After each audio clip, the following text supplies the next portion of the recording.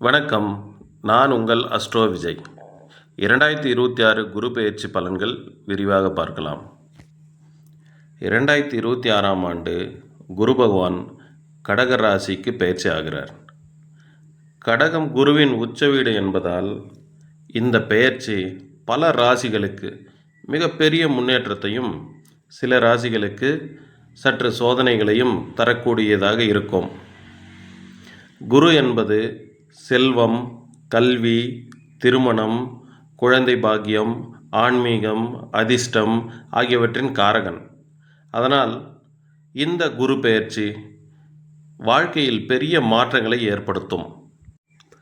2026ஆம் ஆண்டு குரு பகவான் மிதுன ராசியிலிருந்து கடக ராசிக்கு பெயர்ச்சி ஆகுவதால், கடகம் குருவின் உச்ச வீடு என்பதாலும் இந்த பெயர்ச்சி மிகவும் சக்தி வாய்ந்ததாக கருதப்படுகிறது.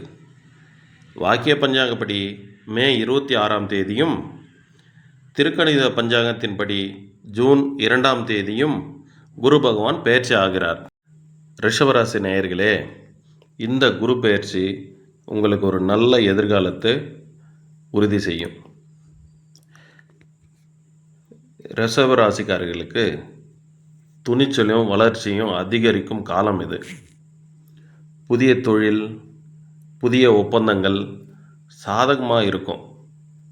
சகோதரர்கள் மூலம் ஆதாயம் கிடைக்கும்.